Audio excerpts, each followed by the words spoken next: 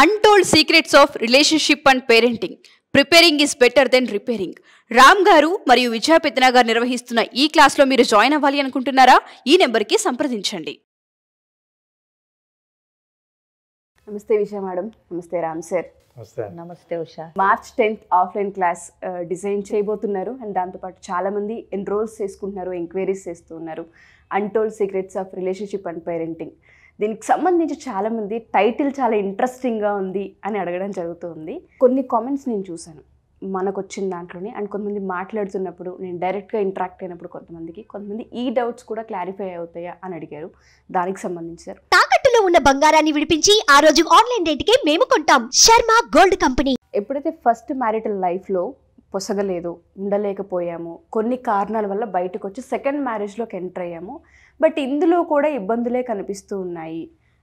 నాకు first marital లైఫ్లో ఏవైతే చూసానో అవి ఇక్కడ అవుతాయేమో, జరుగుతుందేమో అన్న ఫియర్ నన్ను వెంటాడుతూ ఉంది. సో దానివల్ల నేను హ్యాపీగా లైఫ్ని లీడ్ చేయలేకపోతున్నానని అడుగుతున్నారు. దీన్ని ఏ విధంగా మనం చూడొచ్చు అంటాం? ఈ మ్యారిటల్ లైఫ్కి ఎటువంటి ఇంపాక్ట్ని చూపించే అవకాశం ఉంటుంది అంటారు? మీరు అడుగుతుంటే నాకు ఏదో ఒకటి గుర్తొచ్చింది. ఒక పేషెంట్ డాక్టర్ దగ్గరికి వెళ్ళాను. డాక్టర్ గారు, నా ఒళ్ళంతా పెయినే ఉందండి, ఎక్కడ నొక్కినా పెయిన్ వస్తుంది. అప్పుడు డాక్టర్ గారు, ఏది ఎక్కడ అంటే, ఇక్కడ నొక్కినా నాకు పెయిన్ ఉంది, ఇక్కడ నొక్కినా పెయిన్ ఉంది, ఇక్కడ నొక్కినా పెయిన్ ఉంది, ఇక్కడ నొక్కినా ప్రతి చోట పెయిన్ ఉంది అన్నాడు. డాక్టర్ గారు అన్ని టెస్టులు చేసిన తర్వాత ఆయనకి ఏ లక్షణాలు కనిపించలేదు, అన్నీ బాగుండాలి అని. మరి ఎందుకు సార్ ఒళ్ళంతా పెయినే ఉంది ఎక్కడ నొక్కినా అంటే, అప్పుడు డాక్టర్ అన్నాడు, పెయిన్ నీ ఒంట్లో లేదు, నీ వేలుకు ఉంది. నువ్వు ఎక్కడ నొక్కినా పెయిన్ వచ్చేది వేలుకి, ఒంట్లో కాదు. పెయిన్ ఉన్న వేలు నిన్ను నొక్కుతుంటే నొక్కిన ప్రతిసారి నీ వేలు నొప్పిని తీస్తుంది తప్ప ఒంట్లో ఉన్న నీ భాగం కాదు. నువ్వు సమస్యను గుర్తించడంలో పొరపాటు పడ్డావు. సమస్య ఎక్కడో ఉందనుకోకు, నీ వేల్లోనే ఉంది అని. సో మొదటి మ్యారేజ్ సమస్య ఉంది, నేను రెండో మ్యారేజ్కి వెళ్ళా అంటే ప్రాబ్లం మ్యారేజ్లో లేదు, నీలో ఉంది. రెండో మ్యారేజ్లో కూడా సమస్య కనిపిస్తుందంటే ఇది ఆలోచించాల్సిన విషయం, డాక్టర్ పరీక్షించినట్లు పరీక్షించాల్సిన విషయం. అంటే ఎలా అంటారు?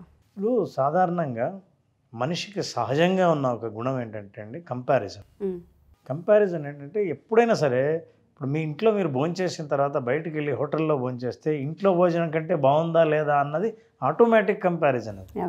మీరు ప్రతిదీ ఎక్కడైతే రిలేటివ్ ఎక్స్పీరియన్స్ మీకు వచ్చిందో ఆ ఎక్స్పీరియన్స్ గతంలో ఉన్న అనుభవం కంటే బాగుందా బాగోలేదా అని, బాగుంటుందో బాగుండదో అన్న అనుమానం, ఆందోళన కూడా దాంతోపాటు వెంటాడుతూనే ఉంటాయి. సో ఈ క్రమంలో నువ్వు ప్రతిదీ ఇలా పోల్చుకోవడం మొదలు పెడితే, నాది డిఫరెంట్ ఫేజ్ ఆఫ్ లైఫ్ రెండవ మ్యారేజ్ అని అనుకోకుండా, ఇది నేను మొదటి మ్యారేజ్లో ఇదే అనుభవం రిపీట్ అవుతుందేమో, ఇవే బాధలు మళ్ళీ కలుగుతాయేమో అన్న ఆలోచనలు కానీ, లేదా ప్రతి అనుభవం రెండో మ్యారేజ్లో గతంలో ఎలా ఉందో దాన్ని కంపేర్ చేసుకుంటూ ఉండడం కానీ చేస్తే, మీరు వర్తమానంలో జీవించకుండా ఎప్పుడు గతంలోనూ ఫ్యూచర్లోనూ జీవిస్తూ ఇంకెవరిని జీవించనీయకుండా చేసినట్లు అర్థం. అంటే ఏంటి, భవిష్యత్తులో ఎట్లాంటి సమస్యలు వస్తాయో అన్న ఆందోళన, గతంలో వచ్చిన సమస్యలకు సంబంధించిన ఒత్తిడి, ఇవి రెండు ఆలోచించడం ద్వారా ప్రస్తుతం మీరు ఎలా ప్రవర్తించాలో, ఎలా ఉండాలో, ఎలా జీవితాన్ని ఆస్వాదించాలో ఇవన్నీ మిస్ అయిపోతారు. చాలామంది వాళ్ళ జీవితాన్ని ఆస్వాదించకపోవడానికి ప్రధానమైన కారణం ఏంటంటే, ఉన్నది ఉన్నట్టుగా స్వీకరించకుండా ఇది అలా ఉండుంటే బాగుండేదేమో అనేది, దీన్ని సిండ్రోమ్ అంటాం, ఇఫ్ ఓన్లీ సిండ్రోమ్. ఒకవేళ అదే గనక అయ్యుంటే, అట్లా అయ్యుంటే, ఇట్లా అయ్యుంటే అని అనుకోవడం అదొక జబ్బు. అంటే ఎలా చూస్తూ ఉంటామంటే, అక్కడ జరిగింది మిస్టేక్, ఇక్కడ జాగ్రత్త పడాలి అని ఎక్కడో తెలియకుండానే కొన్నిసార్లు కాన్షియస్గా వెళ్ళిపోయే ప్రాసెస్లో చేసుకున్న పర్సన్ ఎవరైతే యాక్సెప్ట్ చేసి లైఫ్లోకి తీసుకుంటారో వాళ్ళకి ఇబ్బంది కలిగిస్తుంది, ఒప్పుకుంటాం. కానీ ఈ జాగ్రత్త అనేది కూడా అంటే ఎలా అంటారు, ఎలా అప్లై చేయాలి అంటారు? మరి అంటే జాగ్రత్త మంచిదే కదండి, కానీ దానివల్లే సమస్య ఎక్కువ అవుతుంది కదా తనకి. జాగ్రత్త వరకు సమస్య, జాగ్రత్తకి భయానికి ఒక సన్న లైన్ ఉంటుంది. ఇప్పుడు వర్షం పడుతుందేమో అని భయపడడానికి, వర్షం పడుతుందని జాగ్రత్త తీసుకుని గొడుగు తీసుకెళ్ళడానికి తేడా ఉంది. మీకు ఇదే సమస్య వస్తుందని జాగ్రత్త పడితే ఆ సమస్య రావడానికి గల కారణాలు మళ్ళీ తిరిగి రాకుండా జాగ్రత్త పడతారు. అదే భయంతో ఉంటే మీరు ఆ వాటిని రిపీట్ చేస్తారు. సో ఇప్పుడు ఆలోచించాల్సింది ఏంటంటే, మీరు జాగ్రత్తతో ఉన్నారా, భయంతో ఉన్నారా? జాగ్రత్త ఎప్పుడు ఆరోగ్యమే, జాగ్రత్త మంచి లక్షణమే. అది భయమే ప్రమాదం. భయం చాలాసార్లు మీరు భయపడే విషయాలు 80% మనిషి జీవితంలో అది ఏ పరిస్థితిలో అయినా సరే 80% మనం అనుభవించే భయాలు ఇంతవరకు మన జీవితంలో ఒక్కసారి కూడా అనుభవంలోకి రానివే. మీరు ఏదైనా పాము అన్నాను అనుకోండి, పాము కాటేస్తుందేమో, ఎన్నిసార్లు కాటేసింది? పైనుంచి కింద పడతానేమో అని ఎన్నిసార్లు పైనుంచి కింద పడ్డారు? ఇట్లాంటి భయం. కాక్రోచ్ కరుస్తుందేమో, కాక్రోచ్ని చూస్తే భయం. అది ఇంతవరకు మిమ్మల్ని ఏమన్నా ఇంతవరకు చేసిందా? ఇవన్నీ భయాలే. సో 80% మనకు భయాలే ఉంటాయి అనుభవాల కంటే. కాబట్టి అనుభవంలోకి రాకముందే ఊహించుకున్న భయాల కంటే జాగ్రత్త చాలా మంచిది.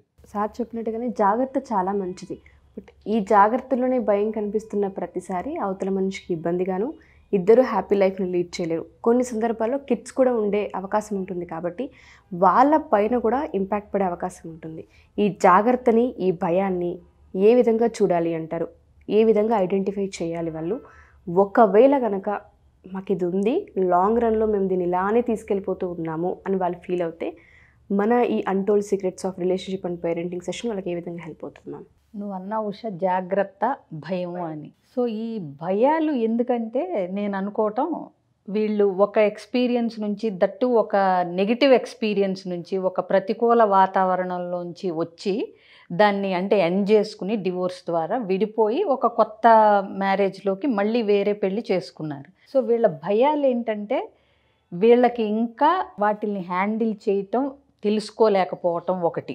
అంటే ఏంటి, ఏదన్నా క్రైసిస్ వచ్చినప్పుడు, పోట్లాట వచ్చినప్పుడు, ఆర్గ్యుమెంట్ వచ్చినప్పుడు దాన్ని ఎట్లా డీల్ చేయాలి అనేది తెలవనప్పుడు, పార్ట్నర్లు మారినా మనకు ఆ స్కిల్ లేనప్పుడు మనం వెనకబడే ఉంటాం.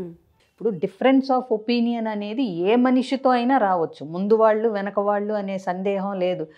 ఆ లెక్కనకు వస్తే భార్యాభర్తలే అని కాదు, ఎవరితో అయినా ఆర్గ్యుమెంట్ వస్తుంది. ఇక్కడ మనం చూసే కోణం కూడా మారుతుంది. అంటే మీ అక్కో తమ్ముడితో ఆర్గ్యుమెంట్ వస్తే అది వేరేగా ఉంటుంది అదే విషయం మీద, అదే మీ భార్యో భర్తతోనో వస్తే వేరేగా ఉంటుంది.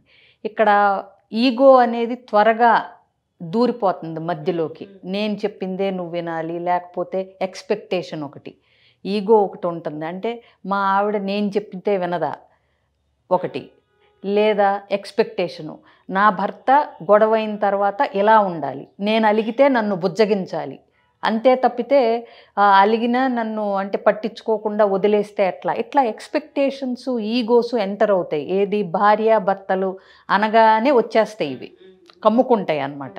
ఫస్ట్ ఎక్స్పీరియన్స్ నుంచి అసలు నువ్వు ఏంటి, రెండో మ్యారేజ్ చేసుకోబోయే ముందలే అసలు ఎవరైనా సరే ఆలోచన ఉన్నప్పుడు reasons for the failure of first marriage అని రాసుకోవాలి నన్ను అడిగితే. సో కరెక్ట్గా మీరు అన్నారు. I'm sorry to stop.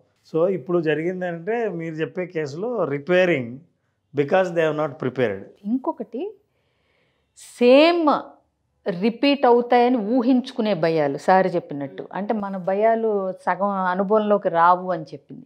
ఇంకొకటి జాగ్రత్త పడితే, ఇప్పుడు అదే ఎందుకు ఫెయిల్ అయింది అని కనుక మనం రాసుకుంటే జాగ్రత్త పడవచ్చు. తెలియకపోతే భయపడుతూ ఉంటారు, రీజన్స్ తెలియకపోతే. అంటే నీలో ఉన్న కోపం నీకు శత్రువు అయిందా ఫస్ట్ మ్యారేజ్లో? అంటే జనరల్ ప్రాబ్లమ్స్ ఉంటాయి ఉషా. అంటే ఏంటి, ఇన్ఫిడిలిటీ, శాడిజం, అవి మనం ఎక్స్పెక్ట్ చేయలేము. అంటే సేమ్ రిపీట్ అవుతాయి అనేది వాటి వల్ల విడిపోతే కనుక. అంటే ఎక్స్ట్రా మ్యారిటల్ అఫైర్స్, శాడిస్టులు, ఇవి అంటే డిఫరెంట్ సెక్టర్. మనం వాటి గురించి మాట్లాడట్లా.